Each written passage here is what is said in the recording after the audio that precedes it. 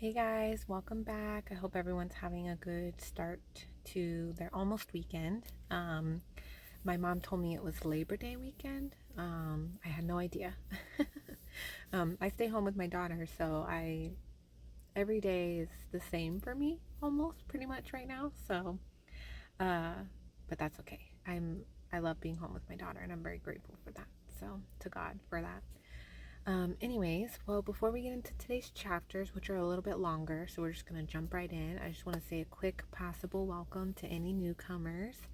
Welcome. I've been sharing my journey with reading the Bible for the first time and praying and getting to know God. I did not believe in God up until last year when He kind of came to me. And I actually have, a video at the start when I first started reading the Bible where I explain all of that. It's in the playlist at the beginning. And yeah, I've been sharing my journey and it's been great and it's been up and down, but it's finally I feel like I'm getting over the hard parts. But highly recommend if you're interested in getting to know God or you're curious about the Bible or God, or how if you're on the fence or maybe you've tried reading the Bible before but it didn't work and you want to try again, do it. Try again because getting to know God is the best thing you'll ever do. And let me tell you, when you fully let Him into your heart, it's magic. God does wonders. So give Him another chance. You're welcome to check out my videos. I've been about halfway through the Bible. I'm recording the whole thing, my ups and downs, everything in between. The playlist is on my channel. Day 1 and 2 are the only days that don't have the chapters. The rest do. So good luck to you, and let's get into today's chapters. What profit has the worker from that in which he labors? I have seen the God-given task with which the sons of men are to be occupied. He has made everything beautiful in its time. Also, He has put eternity in their hearts, except that no one can find out the work that God does from beginning to end. I know that nothing is better for them than to rejoice and to do good in their lives, and also that every man should eat and drink and enjoy the good of all his labor. It is the gift of God. I know that whatever God does, it shall be forever. Nothing can be added to it, and nothing taken from it. God does it, that men should fear before Him. That which is has already been, and what is to be has already been. And God requires an account of what is past. Moreover, I saw under the sun, in the place of judgment, wickedness was there, and in the place of righteousness, iniquity was there. I said in my heart, God shall judge the righteous and the wicked, for there is a time there for every purpose and for every work. I said in my heart, concerning the condition of the sons of men, God tests them, that they may see that they themselves are like animals. For what happens to the sons of men also happens to animals. One thing befalls them. As one dies, so dies the other. Surely they all have one breath. Man has no advantage over animals, for all is vanity. All go to one place. All are from the dust, and all return to dust. Who knows the spirit of the sons of men, which goes upward, and the spirit of the animal, which goes down to the earth? So I perceived that nothing is better than that a man should rejoice in his own works, for that is his heritage. For who can bring him to see what will happen after him? Then I returned and considered all the oppression that is done under the sun. And look, the tears of the oppressed, but they have no comforter. On the side of their oppressors there is power, but they have no comforter. Therefore I praised the dead who were already dead, more than the living who are still alive. Yet, better than both is he who has never existed, who has not seen the evil work that is done under the sun. Again, I saw that for all toil and every skillful work, a man is envied by his neighbor. This also is vanity and grasping for the wind. The fool folds his hands and consumes his own flesh. Better a handful with quietness than both hands full, together with toil and grasping for the wind. Then I returned, and I saw vanity under the sun. There is one alone, without companion. He has neither son nor brother, yet there is no end to all his labors, nor is his eye satisfied with riches. But he never asks, for whom do I toil and deprive myself of good? This also is vanity and a grave misfortune. Two are better than one, because they have a good reward for their labor. For if they fall, one will lift up his companion. But woe to him who is alone when he falls, for he has no one to help him up. Again, if two lie down together, they will keep warm. But how can one be warm alone? Though one may be overpowered by another, two can withstand him, and a threefold cord is not quickly broken. Better a poor and wise youth than an old and foolish king who will be admonished no more. For he comes out of prison to be king, although he was born poor in his kingdom. I saw all the living who walk under the sun. They were with the second youth who stands in his place. There was no end of all the people over whom he was made king. Yet those who come afterward will not rejoice in him. Surely this also is vanity and grasping for the wind. Walk prudently when you go to the house of God, and draw near to hear rather than to give the sacrifice of fools, for they do not know that they do evil. Do not be rash with your mouth, and let not your heart utter anything hastily before God. For God is in heaven, and you on earth. Therefore let your words be few, for a dream comes through much activity, and a fool's voice is known by his many words. When you make a vow to God, do not delay to pay it, for he has no pleasure in fools. Pay what you have vowed. Better not to vow than to vow and not pay. Do not let your mouth cause your flesh to sin, nor say before the messenger of God that it was an error. Why should God be angry at your excuse and destroy the work of your hands? For in the multitude of dreams and many words there is also vanity. But fear God. If you see the oppression of the poor, and the violent perversion of justice and righteousness in a province, do not marvel at the matter. For high official watches over high official, and higher officials are over them. Moreover, the profit of the land is for all. Even the king is served from the field. He who loves silver will not be satisfied with silver, nor he who loves abundance with increase. This also is vanity. When goods increase, they increase who eat them. So what profit have the owners except to see them with their eyes? The sleep of a laboring man is sweet, whether he eats little or much, but the abundance of the rich will not permit him to sleep. There is a severe evil which I have seen under the sun, riches kept for their owner to his hurt. But those riches perish through misfortune. When he begets a son, there is nothing in his hand. As he came from his mother's womb, naked shall he return, to go as he came, and he shall take nothing from his labor which he may carry away in his hand. And this also is a severe evil. Just exactly as he came, so shall he go. And what profit has he who has labored for the wind? All his days he also eats in darkness, and he has much sorrow and sickness and anger. Here is what I have seen.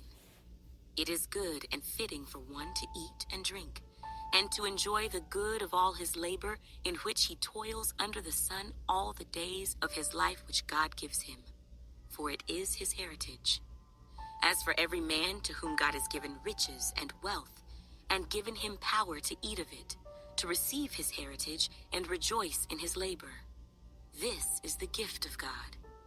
For he will not dwell unduly on the days of his life, because God keeps him busy with the joy of his heart. There is an evil which I have seen under the sun, and it is common among men. A man to whom God has given riches and wealth and honor, so that he lacks nothing for himself of all he desires. Yet God does not give him power to eat of it, but a foreigner consumes it. This is vanity, and it is an evil affliction. If a man begets 100 children and lives many years, so that the days of his years are many, but his soul is not satisfied with goodness, or indeed he has no burial, I say that a stillborn child is better than he. For it comes in vanity and departs in darkness, and its name is covered with darkness. Though it has not seen the sun or known anything, this has more rest than that man, even if he lives 1,000 years twice, but has not seen goodness. Do not all go to one place? All the labor of man is for his mouth, and yet the soul is not satisfied. For what more has the wise man than the fool? What does the poor man have, who knows how to walk before the living? Better is the sight of the eyes than the wandering of desire. This also is vanity and grasping for the wind. Whatever one is, he has been named already, for it is known that he is man, and he cannot contend with him who is mightier than he. Since there are many things that increase vanity, how is man the better? For who knows what is good for man in life, all the days of his vain life which he passes like a shadow? Who can tell a man what will happen after him under the sun? A good name is better than precious ointment, and the day of death than the day of one's birth. Better to go to the house of mourning than to go to the house of feasting, for that is the end of all men, and the living will take it to heart. Sorrow is better than laughter, for by a sad countenance the heart is made better. The heart of the wise is in the house of mourning, but the heart of fools is in the house of mirth. It is better to hear the rebuke of the wise than for a man to hear the song of fools. For like the crackling of thorns under a pot, so is the laughter of the fool. This also is vanity. Surely oppression destroys a wise man's reason, and a bribe debases the heart. The end of a thing is better than its beginning. The patient in spirit is better than the proud in spirit. Do not hasten in your spirit to be angry, for anger rests in the bosom of fools. Do not say, "Why were the former days better than these?" For you do not inquire wisely concerning this. Wisdom is good with an inheritance, and profitable to those who see the sun. For wisdom is a defense as money is a defense. But the excellence of knowledge is that wisdom gives life to those who have it. Consider the work of God, for who can make straight what he has made crooked? In the day of prosperity be joyful, but in the day of adversity consider. Surely God has appointed the one as well as the other, so that man can find out nothing that will come after him. I have seen everything in my days of vanity. There is a just man who perishes in his righteousness, and there is a wicked man who prolongs life in his wickedness. Do not be overly righteous, nor be overly wise. Why should you destroy yourself? Do not be overly wicked, nor be foolish. Why should you die before your time? It is good that you grasp this, and also not remove your hand from the other, for he who fears God will escape them all. Wisdom strengthens the wise more than 10 rulers of the city. For there is not a just man on earth who does good and does not sin. Also, do not take to heart everything people say, lest you hear your servant cursing you. For many times also your own heart has known that even you have cursed others. All this I have proved by wisdom. I said, I will be wise, but it was far from me. As for that which is far off and exceedingly deep, who can find it out? I applied my heart to know, to search and seek out wisdom and the reason of things, to know the wickedness of folly, even of foolishness and madness. And I find more bitter than death the woman whose heart is snares and nets, whose hands are fetters. He who pleases God shall escape from her, but the sinner shall be trapped by her. Here is what I have found, says the preacher, adding one thing to the other to find out the reason, which my soul still seeks, but I cannot find. One man among 1,000 I have found, but a woman among all these I have not found. Truly, this only I have found, that God made man upright, but they have sought out many schemes. Who is like a wise man, and who knows the interpretation of a thing? A man's wisdom makes his face shine, and the sternness of his face is changed. I say, keep the king's commandment for the sake of your oath to God. Do not be hasty to go from his presence. Do not take your stand for an evil thing, for he does whatever pleases him. Where the word of a king is, there is power. And who may say to him, what are you doing? He who keeps his command will experience nothing harmful. And a wise man's heart discerns both time and judgment, because for every matter there is a time and judgment, though the misery of man increases greatly. For he does not know what will happen, so who can tell him when it will occur? No one has power over the spirit to retain the spirit, and no one has power in the day of death. There is no release from that war, and wickedness will not deliver those who are given to it. All this I have seen, and applied my heart to every work that is done under the sun. There is a time in which one man rules over another to his own hurt. Then I saw the wicked buried, who had come and gone from the place of holiness, and they were forgotten in the city where they had so done. This also is vanity, because the sentence against an evil work is not executed speedily. Therefore the heart of the sons of men is fully set in them to do evil. Though a sinner does evil 100 times, and his days are prolonged, yet I surely know that it will be well with those who fear God, who fear before him. But it will not be well with the wicked, nor will he prolong his days, which are as a shadow, because he does not fear before God. There is a vanity which occurs on earth, that there are just men to whom it happens according to the work of the wicked. Again, there are wicked men to whom it happens according to the work of the righteous. I said that this also is vanity. So I commended enjoyment, because a man has nothing better under the sun than to eat, drink, and be merry. For this will remain with him in his labor all the days of his life, which God gives him under the sun.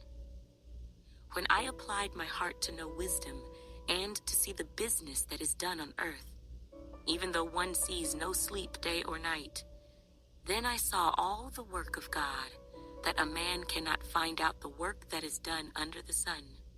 For though a man labors to discover it, yet he will not find it. Moreover, though a wise man attempts to know it, he will not be able to find it.